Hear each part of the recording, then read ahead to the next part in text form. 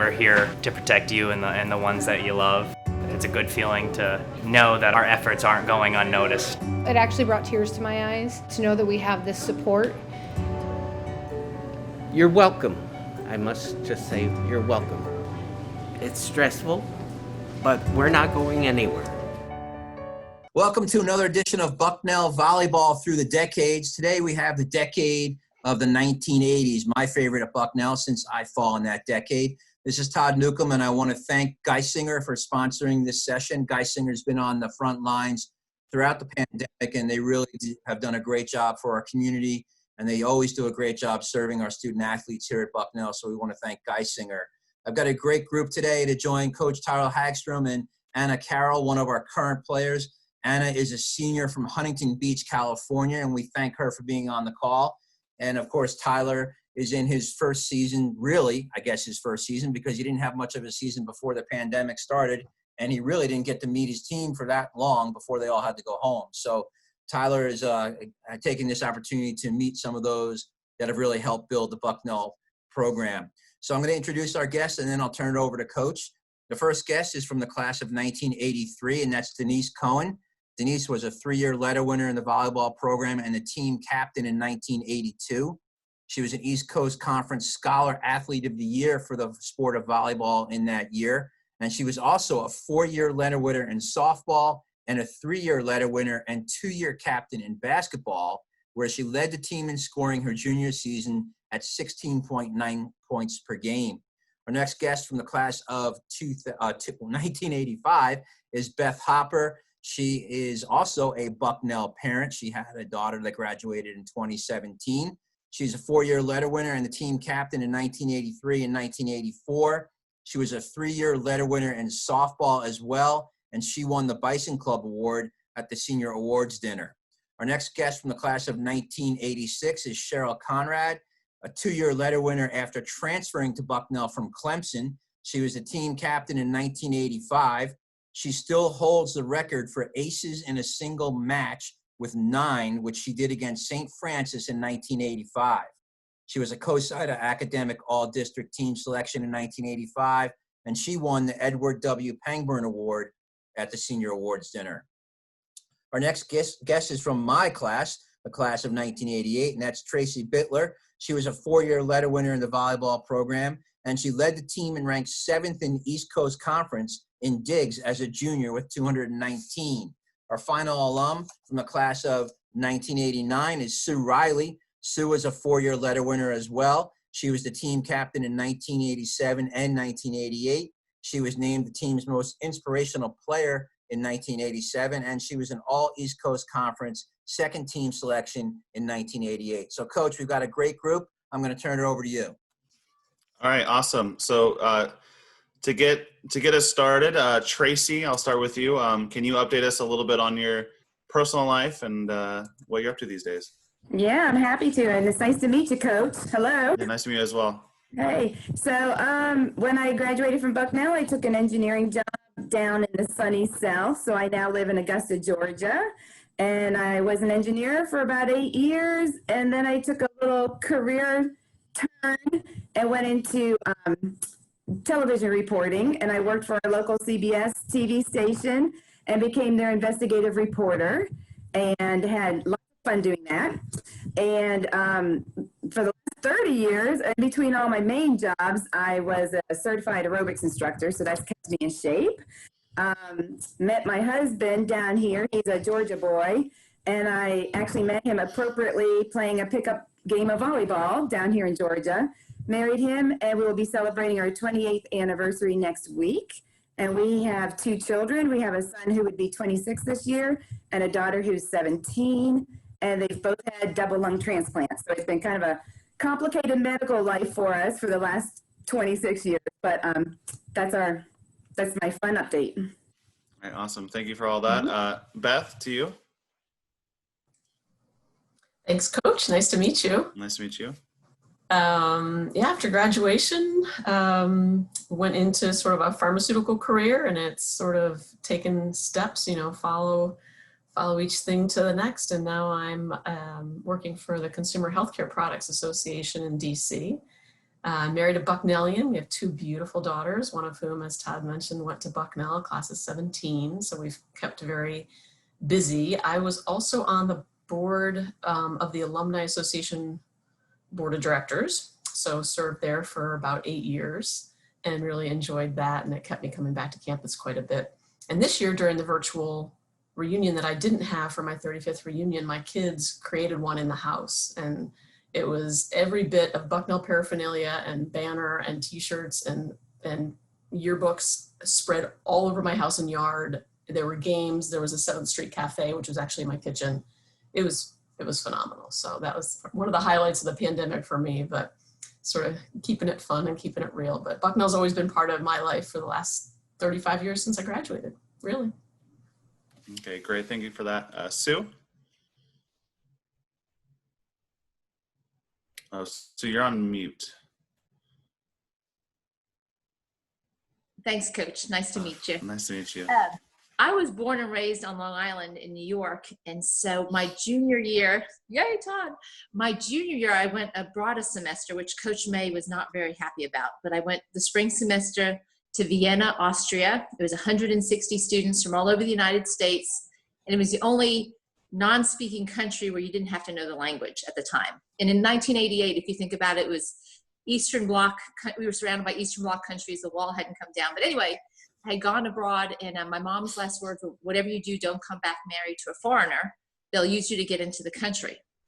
Well, I met a guy from Oklahoma City who went to school at Texas Christian University in Texas. And after I graduated from college, I had a job offer in Manhattan with Arthur Anderson at the time. But I got it transferred to Dallas, Texas, and thought, well, let's just go see how this works. So anyway, huge culture change, huge culture shock. But we lived down there for about 2 years, got married, and then moved back up to Oklahoma City where he was born and raised, working for the family business. So since then, we have 3 beautiful children. I did not work for many years, but then I started working at the Catholic high school. I wrote grants for about 8 years and worked in the business office. But I have a 28-year-old daughter who just got married. She graduated from TCU as well. TCU is about 3.5 hours south of us in Fort Worth.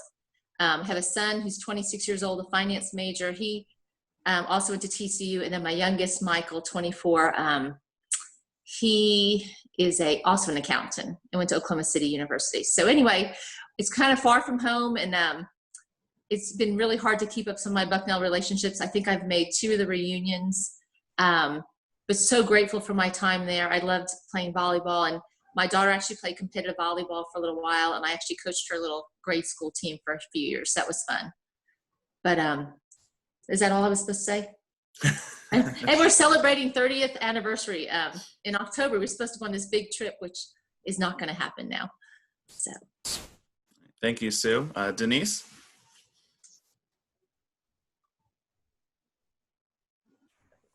Hi, Tyler, welcome. Thank you very much. Congratulations. I think I could play on your virtual team now. That's about all I could do, since that's what you're doing. So tough time to coach, but good for you. Hope you love it there. After graduation, I got a job pretty quickly out of college as an athletic director on Long Island, Malloy College, so you probably know that. Stayed there for a while, then I can't hear you. Then I hate to interrupt, but I grew up in Rockville Center. Did you really? That's where Malloy College is, yes. Sorry. I'm from Valley Stream. Oh, wow. Down the block. Right, and that was all down the block, right. So went from there, from athletic director to University of Hartford, assistant athletic director to University of the Pacific in Stockton, and then the Air Force Academy in Colorado Springs, which is where I am now and stayed. Haven't been in college athletics for quite a long time now, but I started to invest in some real estate, mostly residential properties. And now Colorado Springs is one of the top 10 cities to live in, so it's good for me. And as I get older, those mortgages are going down. So that is good. We've been pretty good here in Colorado Springs, playing golf every day. That's about it for COVID. We're good. We could be outside. We have beautiful weather. Don't play much volleyball. Sitting my butt in a golf cart is very good now. So that's about it for me. Thank you, Denise. Cheryl? You guys are all so clever. Okay, I didn't really think about this, so I'm just gonna go right from Bucknell. So I married a Bucknell athlete. He played soccer and lacrosse. I spent a lot of time at Phi-Sci. Don't judge me too harshly for that. So then I graduated with a teaching degree. I was a secondary education English teacher. So that was my job out of Bucknell. But my family's involved in a family business. My mom and dad started a family business in 1968. And years after Bob and I got married, my dad came to us and asked us if we would open up a division of the company. So from 1988 until present day, I have been part of our family business, which is called Penn Air and Hydraulics in York, Pennsylvania. Little plug there. No. Nobody on this screen probably needs a cylinder or a valve or a robot, but just in case. So we live on a farm in York, Pennsylvania. We have 4 children and 6 grandchildren. We've been married 34 years as of a couple weeks ago. So our baby is 23 years old. And, but all of our girls played volleyball and were way better than I even could have dreamed of becoming. Tyler, they played for Synergy Volleyball Club in Philadelphia back when Synergy was, you know, the name, right? And 2 of them ended up going together to Appalachian State, played for Matt Ginapro, and one of them went to Florida Atlantic and played sand volleyball there. All tremendous athletes, thanks to my husband, who was extremely gifted athlete. Just a side note, that record that I hold, and please, again, withhold judgment, underhand serving. So, and the reason was I had a wicked floater and they just let me keep doing it because it was way more consistent. I know, I said don't judge. It was the 80s. Where did you, okay, so the Chinese in the 80s used to do a serve, and it was like, it sort of was like underhand, but it was overhand. It was like a side. Was yours side or was it complete underhand? So do you know Rick Barry, the basketball player who was famous? Yeah. Okay, so I want you to visualize me in the category with Rick Barry. Okay. I don't want you thinking elementary school right class, which is what it was more like. But yeah, so I just had a lot of success with it. So Grebe and then May, they let me, and then I had the joke of it is that the record. That's awesome. I got to see some video of this serve. Oh my God. But anyway, yeah, so I'm the chairman of the board now for our company. Where our 3rd generation is now running the business. Bob works there. He's worked there for 34 years. And so, yeah, we're just rocking and rolling here in York, Pennsylvania. Okay, great. So we'll go back to Traci. And if you can take us back to the beginning and tell us, you know, how you ended up at Bucknell, what your recruitment was like. What was recruitment like at that time period going to Bucknell? Yeah, it's probably a lot different now. So I was not recruited. I think a couple people were. I was not one of them. I remember I played volleyball in high school, loved volleyball, and I remember getting a letter from Coach Grebe inviting me to come to, I think it was like an open tryout or like a walk-on kind of thing. And so I showed up at the campus and decided to give it a whirl because I had, I loved volleyball at the high school level.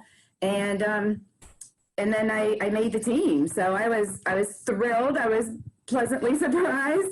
And so there really was no official recruitment of anything. But I just loved Bucknell. Bucknell's in our family blood. I'm like the 3rd or 4th generation of Bucknellian. And I'm trying to talk my daughter into going to Bucknell, but with our medical situation, we have to kind of figure things out with that. But Yeah, so Bucknell was always on my radar screen, and then Coach Grieve sent me that letter and just kind of invited, I think, anyone that maybe played high school volleyball. She just kind of said, come on and try it out. So I was thrilled. I mean, it was just a wonderful opportunity. Okay, great. Thank you. Beth? So I think I found Bucknell. I was in Boston, and I don't think I was on anybody's radar anywhere. I showed up and said, where's the volleyball coach's office? And the rest was history. I found Bucknell at a college fair, and finally, corresponded back and forth, sent I think a picture or something of me in the middle of a hit. Of course, I get to Bucknell, I'm left-handed, I become a setter instantly. And that was fine. But yeah, that was the way it went. And I remember making my decision because it was between Colgate and Bucknell at the time. And Colgate had done a tryout kind of a thing. And I thought it was completely illegal, but whatever. But I really didn't like the coach at all. And of course, Grieve's hilarious. And she, I think, was about 5 or 6 years older than me. So to have a coach that was just, kind of a cut up and hanging out with us like she was one of us was pretty appealing. And then I got to Bucknell, and everybody was wonderful, and people I didn't even know were saying hello to me. And, everybody in Boston was thinking like, well, where's Bucknell? And why would you want to be a Bison? You want to be a Red Radio. You want to go there. You want to go to Colgate. And I came back and I said, I'm going to Bucknell. I walked around the bookstore, which was in the UC at the time, which is now the LC. And the bookstore had all this stuff out, and Coach Grieve is there, and we're walking around, and my mom was there. And I remember saying, I think I'm going to get a sweatshirt. And Grieve looked, and she's like, so that's it? And that was it. That was my decision. And it was over the sweatshirt. And I thought it was very cool that Roxanne, no, what was her name that used to wash our stuff? That was it. Boy, putting the stuff in the lockers and having, her name, you'll think of it too, right? And that was part of my recruiting. That was my big decision, a sweatshirt and somebody to do my laundry. Okay, great. Sue? Well, I really wanted to play volleyball in college, and I probably couldn't have gone to college without a scholarship at the time, else I would have been at University of Albany up in New York. But I applied to like 15 schools. I visited a ton of schools. We had our high school team was like #1 in the county. We used to pack the gym. So lots of coaches were coming. We had an exceptional senior game where lots of coaches came. So anyway, after all the excitement, Lehigh and Bucknell, it came down to the two schools. And I think I agonized for a whole week over this humongous decision with pros and cons and back and forth. And when it comes right down to it, I think I couldn't have made a bad choice, but Bucknell had much better colors because I think, isn't Lehigh like brown and white or something? Not very drab. But anyway, the irony is my sister went to Lehigh University a year later. So both of us were in Pennsylvania. We were destined to be in Pennsylvania. My third sister ended up in Scranton. So my mom, when we applied to colleges, she drew a 4-hour circle with a compass from Long Island where we were from. So we were allowed to go 4 hours away. So Bucknell was just right on the fringe of the 4-hour loop.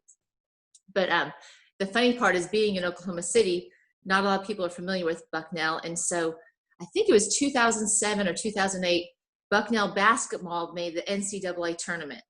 And so they played in Oklahoma City. So I got to meet the whole team. We met the coaches. My family was all there. My roommate Gail came down from Chicago with her family. And Bucknell beat, it was either Kansas, it was University of Kansas or Kansas State. Anyway, I feel like a celebrity. I'm walking around with this Bucknell sweatshirt and people are like, Georgia? I'm like, no. And they're like, North Carolina? I'm like, no. I said, Pennsylvania, of course. So I actually tried to get them a band for their second game because all of Oklahoma was on spring break, the colleges and everybody was out of town. And so the OSU band played the game before the Bucknell second game. And their band, when they were done playing, their coach, their director had them all take off their OSU shirts, so they all put on Bucknell shirts, and then they played for the Bucknell. But sadly, we won the second game. But that was pretty exciting that people figured out where Bucknell was in Oklahoma. So anyway. No, that's great. Thank you. Denise? So I actually went to Bucknell to play basketball. And that was back when you could play 3 sports. You could play 4 sports in high school and 3 sports in college. And if you didn't, then you had plenty of time. So Played basketball my first year, and then Grebe was the assistant coach then, and wanted something to do, and I played volleyball in high school, so I played volleyball. I mean, it's way different. It was way different, and I'm surprised that, Traci, you even got a letter. I'm happy to hear that. Seriously, so that's good. I didn't know that there was a lot of recruiting going on, although we did have some pretty good players for who we were and what we were then. I think it was club team just before I started playing. I don't know, Todd, if that's correct. Late 70s when it switched over. Yep. Yeah. So, you know, I feel very fortunate having to play 3 sports. I think it's way, you know, it's gone in a whole different direction now. And that's probably why your kids are so much better than you are. That's what you think, but not true. So that's my story. Thank you. Cheryl? So our little annoying dog is barking right now. So I apologize in advance if I think he thought someone was coming, and so he's on alert. So I was at Clemson, but I really wanted to go to Bucknell from the get, but I am a horrible standardized test taker. And so even though I had like super high GPA and all the rest, overachiever, nothing like Beth Hopper, like, but close, I couldn't get into Bucknell, with my SATs. And so I went to Clemson, which wasn't awful, but when I wanted to come up to Bucknell the next year, I had to sit out. I don't know if you guys remember, but I had to sit out. So I cheered. Does anyone on the screen remember that? It's not a proud moment, but it was actually fun. So I cheered for basketball and obviously met a lot of awesome people and then was able to play my last 2 years. But same thing. I mean, back then you could road trip and you could go to the school and you could meet the coaches and you could meet the team, which is like unheard. It's just so different. You could actually try out. They just had an open tryout. It was like a practice and you just showed up and you played with the team. And then if you heard something great and if you didn't, that was great too. But Bucknell, when I got to Bucknell, Grebe didn't realize that I had to sit out. None of us did. And so I can remember being in her office when she had to tell me that I had to sit out and how I was just like a complete train wreck. But I will say that Terry Grebe was probably one of the most delightful humans that I have ever had the pleasure to know or play for. And as a coach, Tyler, like that, I don't know. I don't want to tell you how to be a coach, but I'm just telling you that Terry figured out how to really impact people in a positive way, even though we weren't great volleyball players. But anyway, so yeah, that's my story. Yeah, unfortunately, I haven't had a lot of opportunity to get to know her just because we've been off campus. But the little bit I have, I mean, she definitely has been very inviting, and she seems like a great person, and she has a big personality as well that I'm sure is really fun to be around. So that's great. Now it's Anna's turn to ask a question. I mean, I didn't prepare any specific questions. So there's a question for you in the email, I guess. In the email you just sent me? No, was she not CC'd on? I thought she was. We could You can just make stuff up. You can make stuff up. I can freestyle. All right, what's your question? Go for it. Okay, so as far as, let me think, like, it's when he was giving your guys' introductions, a lot of you guys were team captains, and not that we haven't like picked captains or anything, and we obviously don't have a season right now, but as a senior, like, what would your guys' advice be to, like, as far as like leading a volleyball team? And like, we have new leadership under a new coach, so like, if anyone who was a team captain has like any advice for like maybe what worked for you when you were here? Just like open-ended, whoever wants to answer. It was so long ago that I don't remember, but I also have a volleyball player daughter who, like, I can sort of watch, what works and what doesn't. And a lot of it is you guys have to find your energy and not rely on coach for coming up with what it is that's your traditions or your, what makes you guys click as a team. So maybe as leaders, take your traditions and the things that have worked for you in the past and bring that forward. Keep some of those traditions alive and create your own too. Because volleyball is a very different sport. You have to touch each other. There's this energy that comes from knowing and liking each other, really. So having some fun together is really important. Two of the things I remember from college that stand out when you had said, we did a road trip to Hershey Park one year. It was a day trip in the middle of preseason, and that was really fun. And then we had a synchronized swimming contest. It was two teams against each other. And so just kind of things to build camaraderie and morale, and something you do maybe off the court to get to know each other better and to learn to respect each other would be kind of neat to do.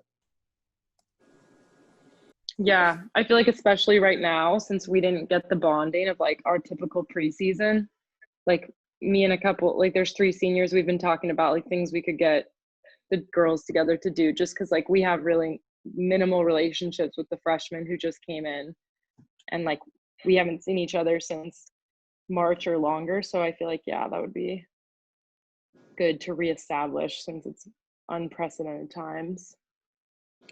You guys are in a difficult spot. It is all about getting to know each other and knowing everybody's strengths and weaknesses. And you as leaders have to instill qualities, from, as senior leaders, what you expect from the freshmen, and they have to respect you for what you do. And then you guys too have to work with coach, because he's new, and you have to show him the ropes too. It works both ways. There's a give and take on that, but he's in a tough spot just because of what's happening. Hasn't really been able to coach you either. So when you know everybody, you know their synchronicities and how it works, and you guys the leaders have to step up and really make a difference. So I've all 3 of our daughters played volleyball. My son blessedly played lacrosse. So that was, I got out of the convention center circuit. I knew I was in trouble when I was like best friends with some of the college coaches that I saw year after year after year. I'd be like, hey, but here's what I saw. In all those years of watching club volleyball at a very competitive level, what I saw was a lot of momentum shifts, and the teams that survived, Anna, and the teams that thrived were the ones that could pick themselves up from those momentum shifts and rely on each other and turn to each other and support and believe in each other, but then also have fun. I think in college sports, sometimes people forget about having fun together. Now you have to work hard and you have to do all those other things, but if you're able to turn to each other when you've just lost 5 points in a row and you're sucking, and something needs to change, if you can look at each other and you can understand and just know that you guys have it and it's next point and all of that, that separates what I believe that the good teams from the truly outstanding teams in any sport. But volleyball is so momentum. Don't you feel like this pandemic is like that momentum shift that took you sort of 5 points down, 7 points down, and all of a sudden it's going to be certain special people, and if the seniors can figure out what that is, to keep the momentum from kind of getting sucked out of the team. And oftentimes in life, without waxing poetic here, but sometimes our greatest growth personally comes on the heels of our greatest discomfort and our greatest setbacks. And the same thing with sports. So all the teams are now facing the same setback. How are you, and how are you going to lead Bucknell to come out of this whole pandemic stronger than when you came into it? And that is there's no secret sauce for that. You guys have to, that's for your team to figure out, which doesn't Yeah. Yeah, I think, I don't even know if it was Tyler who said this to me, but like court chemistry sometimes is like even more important than like the skill level. Not that being skilled is obviously very important, but sometimes if like one player might not be as good as another, but she has the best court chemistry and she can bring an energy to the court that like can turn momentum, that sometimes is even more valuable. So like that kind of relates to what you guys were talking about with like having fun, like momentum shifts, being able to turn that stuff around. Let me just look at my email really quick because I have questions now that I can ask you guys. I think we'll turn back to you, Anna, to ask because that was good. That was actually like pretty close to what the question would have been. So that was pretty good. All right, thank you. We'll go 2 more and then we'll jump back to you for your second one. All right. So if we want to start with Denise on this one, if you want to tell us a little bit about how you matured as a player on the court from day one of fall camp until your senior season. She never matured. That's my secret I was sauce. going to say that myself. So true, never matured. True, but again, I think you just mature as a youngster to a senior. I mean, that is just part of it. And I think we all matured, including Coach Grebe at that time too, because I'm not sure if she was really hired to coach volleyball. I think she was softball coach, and that is definitely her strength is softball. So we all matured, and I think we all, again, we played, well, Hopper Island played 2 years with you, I think, right? But, we got to know each other again, and you just develop your strengths and your understanding of on the court and who people are and who you are through playing, or practice and playing, but being together. And when we played volleyball, we were together. Great. Sue? I was a young freshman and had no idea what to expect. And I had with Cheryl and Traci, and I had great leaders. And I was so immature. I remember going to Wendy's one day and I said, what's our limit? Because they always take us to lunch or dinner and say, okay, you have X amount of dollars to spend. And she said, no limit at Wendy's. And I thought, no limit? I mean, I was just beside myself. I thought, this is so great. But anyway, I think the players had to mature over time. I don't think we had the most mature coach back then. And so I felt more and more responsibility as I got older, and especially as a senior. I think I was the only senior that played that year. And, I was driving one of the vans, so there was a huge responsibility. So, but on the court, there was such a mutual respect of each other, knowing each other's abilities, counting on each other, trusting each other. It was just a really beautiful, neat bond that developed over the years. And I was just very grateful to have that experience. So. Great, thank you. Beth? So I guess coming in, we didn't have club. We had a couple of summer camps and things. So I really hadn't been exposed to other people, other styles of play outside of the New England area. It was pretty isolated back then, whereas now, club teams, you're all over the country and you're playing, teams from Puerto Rico.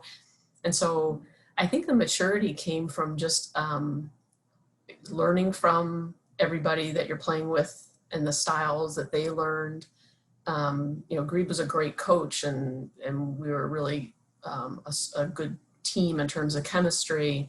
But I was also learning from my teammates at that point, because volleyball was still a very young college sport and had recently been just club at a university. So it was nice to see and kind of grow with people based on sort of where they came from and where they learned volleyball and how we brought all of that together as a team. And so, each year with freshmen coming in and, Flo wasn't the tallest, but she could jump. So, that was good to get you see some folks coming in with springs. It was a lot of fun. And I think we went from, kind of working hard and feeling like we're the new sport on the block to, hey, this is a powerful league. This is going to be good, and really taking it seriously, started lifting more. And I think by my, into my junior year, we were paying a little more attention in the off season and working a little harder. All right, great. Traci? Yeah, I completely hear what, especially Sue and Hopper, what they're saying.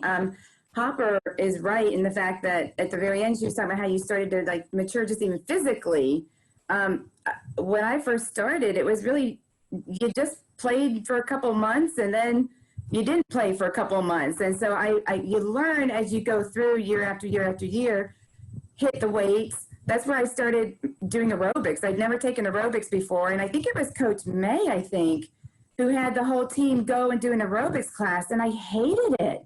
I hated it completely. And now I've been an aerobics instructor for 30 years. So she kind of introduced me to something I didn't even know I would like, but on the premise of maturing and getting stronger and realizing the benefits of doing that. And then just relationally, I mean, the girls I always felt were so talented that I played with. And you just learn to relationally understand that they come from different parts of the country. There's so many differences. I went from a teeny tiny town in Western Pennsylvania. There was no diversity in my town, in my high school, in my anything. And even just to hear a Long Island accent that like Sue's got, it was just amazing to me. So I really learned a lot of that maturing along the way with that. And also just the strategies. I used to just play the volleyball for fun. And you learn that there's a lot of strategy in a competitive game. So I came a long way, I think, just mentally understanding all the strategies and watching where the shoulders were turning. I mean, no one had ever taught me that before. So I had a big learning curve because I came from a really tiny little place, and just Bucknell gave that to me. So I just feel like I really, and the girls were just awesome. Like the teammates were awesome. Can't say enough about the teammates. You guys taught me a lot. Thank you. I impressed my husband because of all of you. That's great. Cheryl? So Traci, the reason aerobics was fun in Bucknell because we did it with the boys teams, if you'll recall, and that like dance room, that room up above. I just remember at one point, I don't even know if I was dating Bob at the time, but I just remember laughing so hard because they were so horrific at dancing and movement, and it was just so sad, but also so entertaining at the same time. So that might be part of your aerobics story.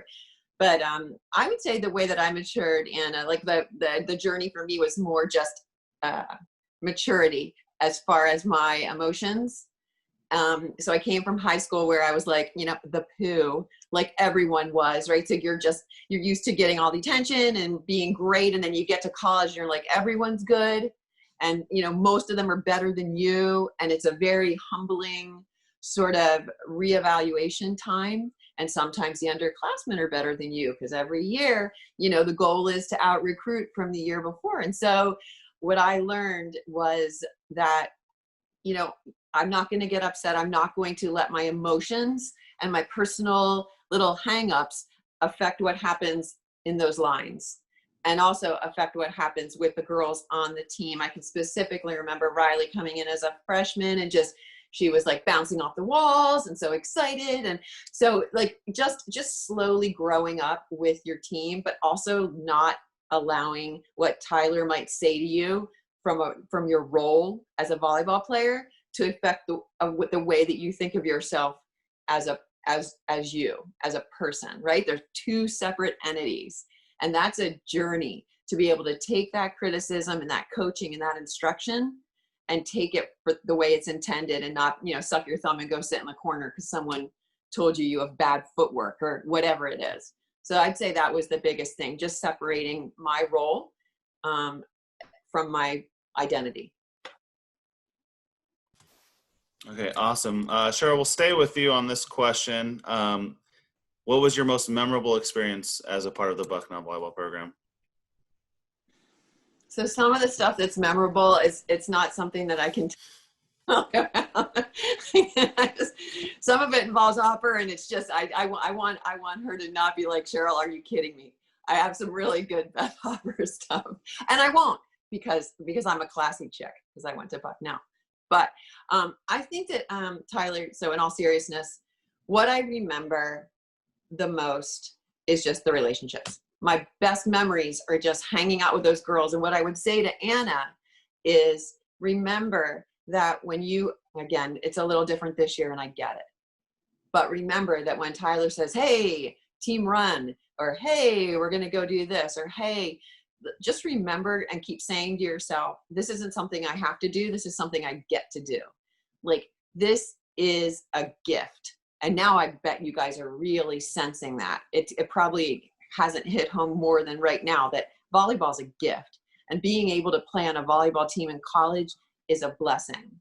And so just to whatever happens this year, make the most of it. And because that's what I remember. I remember the people.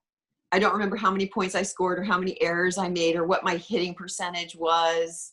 Of course, I do know I have the record in serving now, but that's not what I remember. What I remember is the relationships with Hopper and Riley and Flo and just Scotty and Ferris, remember Shelly Ferris and Michelle and all those girls, right? So it's the relationship and it's the people. That's what I took away. Not any one incident. Yeah, I'd say like, especially this year as a senior, like I don't know. When this happened in March, I did not expect our season to get that we would be. And like, it is so weird being on campus and not having practice, not like I walked past Davis the other day and I was just like, this feels so weird. Like typically this is the first week of school. Like this weekend we'd have our first preseason tournament. Like everyone's excited, like, and it just feels different. So I feel like, yeah, it definitely resonates more now that like it's a privilege to get to play volleyball, especially because right now we don't get to. But thank you for your advice. All right, go to Beth. AKA Hopper. It's okay. That's good. Would you like me to call you Hopper as well? You can if you want. Green does. Todd usually does. It's fine. Yeah, I think memory-wise, it is people. I mean, outside of the one sprained ankle event, it was pretty horrific. It was, Denise's songs coming from Long Island about Sam the lavatory man, something. I can still probably recite it. It just crazy stuff, it's just bizarre things. And then Ferris came in and said, as a freshman, all bouncing around, and I think I was a junior, I guess. She's bouncing around the court and she goes, and you can call me Ferret. And I was like, no, you're a freshman and you'll be Shelly until you earn a nickname and we will decide when you earn your nickname. So there were things like that, like really, really funny things with underclassmen. And road trips, honestly, just the time that you got to spend together as a team. And I know you know what it's like, Anna and Tyler, you're probably over it being in a bus or a van full of women, but that really is such a crucial time and there's nothing like it. And, I feel for the, all of you, the coaches, the staff, Todd and your team. I mean, you guys all enjoy it, and nobody more than Anna and her teammates, but this is hard because that time's missing. And I do remember that being the most special. Yeah, I don't mind the road trips. I don't particularly love when the whole group starts singing songs together very loudly in the bus, but that seems to be very fun for them to do. So, and I love this to one's sing, yeah, good. This is close. So Cheryl left a few out, but the one I remember, and Denise, you might have been there. We were at the Naval Academy, staying in the dorms, and we were out a little too late, and things weren't quite as tight then. I'll just say that. And we were out and we couldn't get back in because everything was locked up, and we had to climb over the fence of the Naval Academy to get back to the dorms. And we were so sure we would be shot. That was one. That was a good one. Yeah, that's sounds pretty fun actually. So, Sue? I just remember lots of special times in Davis Gym and in the field house and in the locker room. There would always be little signs on our lockers, just in the car. Like I said, Cheryl mentioned you don't remember how many hits or blocks or sets you had. I was a setter and an outside hitter, and I just loved any set that came off and someone put it away, just the exhilaration and the thrill that came from that. That was just awesome. But one road trip, we were at Villanova or somewhere by Villanova University. We had played in a tournament, And Denise Moody and I had decided to spend the weekend at Villanova with our friends. I think it was fall break. And some student from Bucknell was supposed to pick us up from the King of Prussia Mall and drive us back to campus. Well, 3 o'clock Sunday afternoon turned into 4 o'clock Sunday afternoon. That turned into 5 o'clock. And no one, you know, this is when you had to use pay phones, and then the mall closed. And so we're stuck outside the mall without a phone, with our luggage, trying to get back to campus. And then out of nowhere, this bus pulled up. It was a busload of people going to a pigeon convention somewhere by Lewisburg, Pennsylvania. And they offered us a ride back to campus. And so the problem was solved, and we were home by midnight, and we made it to practice the next day. So, you know, just the camaraderie and the relationships and the special times. I mean, I always seem to do better academically during volleyball season because I think we had to balance everything a little bit better. And off season wasn't as demanding as it probably is now. We didn't have, all these kids in college now have like work tutors to help them get through school, and no one ever really asked us how our grades were, I don't think, or worried too much about that. So anyway, it was just special times. All right, great. Thank you. Denise?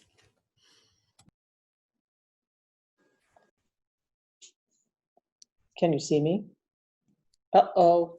No, we lost. can hear you. Space. Ah. There you are. Well, I will just say what everybody else has said, that it's the people, it's, you know, not specific, you know, I don't know what happened on the court, except the only thing you can remember is really when you did really well and everybody came together and maybe you won. But the people, the places, the experiences, and it is a privilege. And when you get to be my age, Hannah, you will try to remember everybody that from your team. So really, it is a privilege, and that is something special. And I do feel for you all that you can't really play, you know, that this year is so hard. I don't even know what to say. There's nothing to say. You know what I mean? Like, I feel so bad for you guys. So enjoy every minute you have, and all the stuff you can do with your teammates outside of the gym. You know, try to do it now. Okay, we'll finish up. Traci? I just 100% agree with everything that everyone's been saying. It's all about the team. It's all about the women. It's all about the friendship, the bond. You bond when you win. You bond sometimes even more when you lose, because you have to really just dig deep and pump each other up. I remember, I don't even know what our road trip was, where we were going to play, but I remember the upperclassmen, so it would be Cheryl and Hopper in this group we have. You guys did a skit. I will never forget. It was like 30 some years ago. You did a skit where you did it in normal time, and then you did it in reverse, and then you did it fast, and then you did it super slow-mo. I've never seen anything that hysterical in my life. I don't even know if you remember doing it. I remember Scotty was part of it. It was so funny. And I was just like, look at these talented women. They're smart. They're pretty, they're entertaining, and they can play volleyball. So I just love it. And then the other thing I remember is, Anna, remember this. If you have to take your team on a run, the freshmen don't know where they are. So Cheryl and Hopper are like little bunnies and running, and I hate running. I don't run. Like, I won't run now, ever. And they took us across the road and up past the mods, and I didn't know where I was, and I wanted to die, but I couldn't die because I wouldn't know how to get back to the field house. So I had to keep running. And so just remember that, Anna. They don't know where they are as freshmen. Don't lose your running teammates as freshmen. All right. Isn't that like part of their initiation though? I didn't like it. Part of it, I did not like it. And maybe that's why I don't like to run, is I have these nightmares about this running moment. Yeah, I don't like to run either. All right, we'll let Anna ask her second question. Okay, my second question was, any advice you guys would have for students here at Bucknell right now that based on like how you guys got your jobs, like networking, future advice for like work and stuff like that? If anyone has any advice.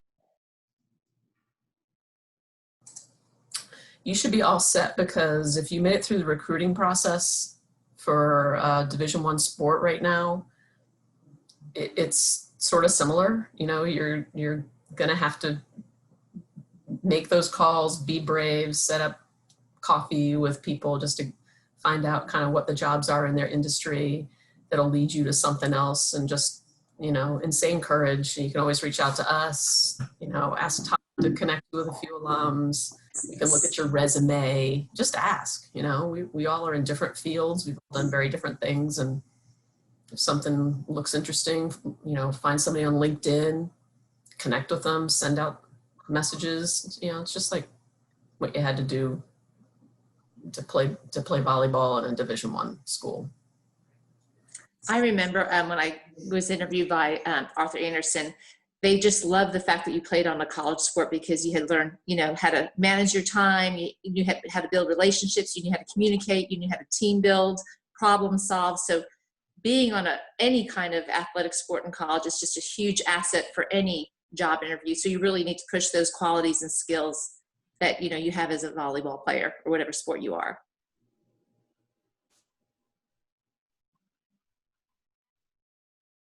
I would also say, Anna, if you could possibly get an internship. I feel like internships are so brilliant, and they weren't pushed as much when we were in school for whatever reason. But and I know you're in a different time right now, so let's just pretend things are not abnormal. So whatever your heart is, whatever you want to do next, do as much interning and like during J term. All the different times that you have, like, get yourself in those environments, because then you can meet people, and then you can see if it's really something you want to do, or, sometimes you're just like, wow, I thought I wanted to be an engineer, and engineering's boring. No, sorry, Sue.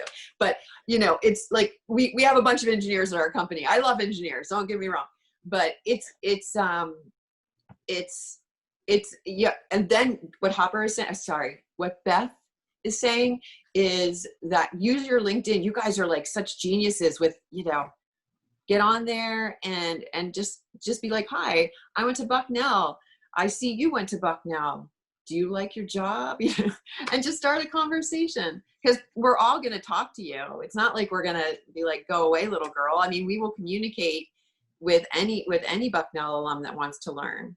And really one quick thing, because I don't know how time, Beth, do you remember how much you and I used to sweat?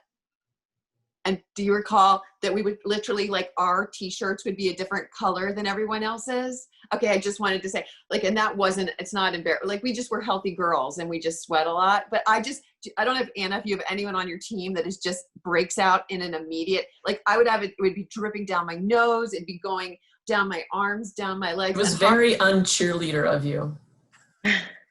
Like I said, it was a time filler until I could be an athlete. Right. Nothing that there's anything wrong with cheerleading, but Denise could sweat. Denise could sweat too. Take off our shirts and like wring them, and just disgusting. So I don't know if girls sweat like that anymore, but we did. If Tyler has anything to say about it, they will. I don't know if Tyler knows this, but Kelsey last year had Kelsey's closet, and she had like 3 spare shirts on the side because she sweats a lot. So fun fact, I noticed because I play right side and she's the setter. And so every time she'd dive and right back and I'd go to transition, I'd like eat it in her sweaty court spots. So, but yeah, we do have people on our team like that. And then Tyler gets to call those timely timeouts to be like, ooh, we need to wipe the court. On a run right now, but I got a big like wet spot here that must be wiped up. Sorry if it breaks your momentum. Ooh, right? You need that sweaty girl on the team. She's critical to the is. Secret weapon. So before Tyler gets the chance to ask his final question, he's had a chance to hear a little bit about you all. I want him to give you a chance to hear about him. So, Coach, if you can talk about your background and how you feel about being at Bucknell, and then you ask your final question. Okay, awesome. So I grew up in Southern California, and I played volleyball at a young age, especially for a boy. It's, now that I've moved to the East Coast, I've lived on the East Coast for 5 years. It's great to see volleyball grow. In women's volleyball, there's I think 300 and something Division I volleyball schools, which is awesome. And men's volleyball is growing slowly, but it's such a fun sport. And so, I was into some other sports, but just got hooked on volleyball at a young age. So I played in college at a school called California Baptist University. And as you all said, the things that you do remember are, those relationships with your teammates and, just everything about coming after college with them as well. If you can stay in touch, I always love, getting together again with them. So I definitely second everything that you're saying about that. Started coaching a little bit after college. Wasn't too sure that's the career I wanted to pursue, but once I coached one season, I just got, once again, you get hooked, you get addicted. And I was saying this, I've said this before, where it's the lack of control sometimes as a coach in big matches that is the addicting part. Is like, as a player, you feel like you have some type of control, and yes, you can train as a coach and you can motivate them in the game, but it really is the players that have to show up in those moments, when it's 14-14 or what have you. And when it's those moments as a coach, like for me, it's just like, I love it. So it's really fun to be in those moments. And now I look at it as like trying to train so that when we get to those moments, we can succeed. So I've coached college for the last 7 years, and I was ready to, try my hand at being a head coach. I think Bucknell has a lot to offer, and I was really excited about that. I think it's a high academic institution, so these kids can pursue what they want academically. They can major in what they want, and at the same time play volleyball at a high level. So I'm just really excited to work with, student athletes at Bucknell that, like I said, are, smart kids, they're driven, and they want to do well academically and on the court as well. So I'll ask my last question. We'll start with Sue. And this is, good way for you to give me some advice as the current head coach of the program. Build a relationship with your players, a sense of trust, integrity. And then when you travel, just be professional. You're representing Bucknell and the school. And I just always a big person about, we always want to make it look good for the school, that we're representing the school. And just be competitive, just be as competitive as you can be. I love a good game, so. Thank you for that. Denise? I would say that wherever you go, you represent Bucknell and talk to everybody, because you don't know, this is your first year, you don't know in 5 years whose daughter's gonna wanna come to Bucknell. So, we're all proud Bucknellians, and I don't know if you really had the chance on campus to really understand what that is, what it is to go there and to be an alumnus of it. I mean, look at Todd, he's still there. It is really a special place, and the athletes are a special place, and that creates a lot of buzz. You know what I mean? Because I am around here with all my Kansas people who all live here, and when I come, they get a little nervous from Bucknell because they beat them in basketball, but it goes a long way, and it's important to treat your athletes right and work them really hard, because they want a really good experience. Don't be afraid to work them hard and to expect a lot from them, because they will give it to you. They're smart and they want to be there, and they're good athletes and they want the best. So we're looking forward to it, and good luck. Thank you, Denise. I appreciate that. Traci? I agree with all that. I know that the one thing, when I felt like I was getting better and better and better, I was playing against men. So if you can grab some men, I don't know how you do it in the middle of the COVID, but I think when women practice and play against men who are bigger, stronger, faster, the net was higher back in the day. I don't know if the net was 6 inches higher still for a men's net versus a women's net. After I graduated from Bucknell and I came down to Georgia and started to play, I played against men, and that was when I actually became my best form of a volleyball player, was playing against the guys on a men's net. So maybe kick that around as something you can do to really challenge them. As long as you can, keep them focused on volleyball. I know it can get tricky when you get the men and the women together, but keep them focused on volleyball, and you'll get the best out of those women, I think, if they're really playing against the stronger, faster male version of themselves. Thank you, Traci. I mean, you sure don't need any advice. You don't need any advice. You're going to be great. Thank you very much. Beth, I'll call you Hopper. That's better. I agree with what everybody has said. You know, you're going to be super successful, you know, have some fun, work hard, play hard. See if you can get the women to kind of help bring up the next gen, you know, camps and outreach with some of the clubs, talk to, you know, club teams, use Zoom maybe now to talk, see if some of the club coaches in the nation want to talk to some college players, you know, whatever you can do. Maybe they want to put together a little vignette, you know, little training tips, and then it comes from the Bucknell volleyball team, and here's training tips, and then you get all these clubs to follow you on Instagram or TikTok or whatever, wherever they can put those that are going to get the attention. But it puts Bucknell out there, and these clubs will get talking if your team is about bringing up the younger generation right now. You know, they've got some time. Normally they'd be on trips and road trips and doing some other things. Maybe there's something else you can do to kind of think about something creative that nobody else is doing, and put Bucknell on the map in that way. And then the other thought I had as we were talking was make it easy for alumni to watch the matches when the time comes. Sometimes it's just not that apparent how to get into the system, you know, what's the schedule, and you have to go 15 clicks in, and by then I'm on my next, you know, Zoom call for work or something.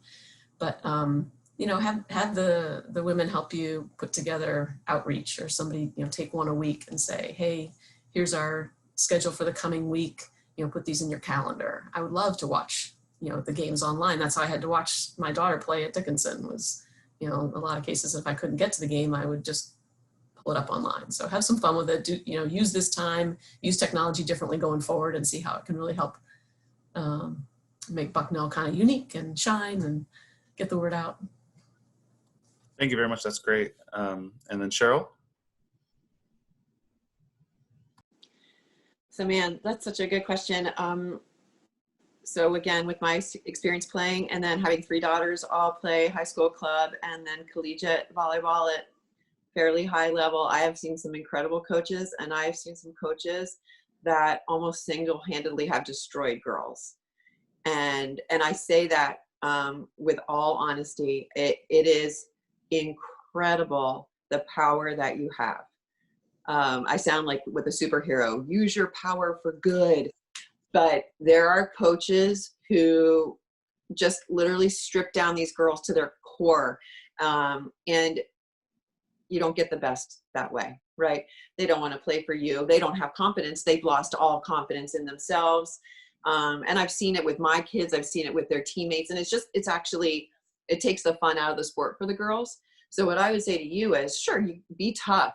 Demand a lot. They're wanting to work hard, but just remember there's a fine line between pushing a girl to do her best and really challenging her, and then just kind of personally tearing her. And I'm sure you've seen it as a coach. You've seen both of those situations. And the other thing I would say is be vulnerable, Tyler. So if you want these girls to play, they're going to play for each other.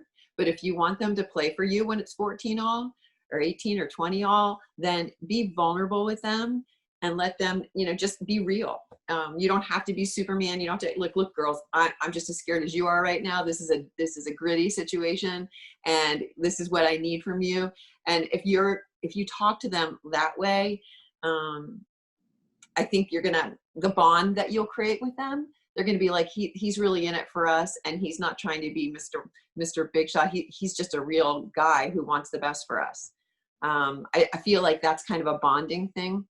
You don't have to tell them your deepest, darkest secrets, but you know, just be genuine with them and allow them to see who you are as a person as well as a coach.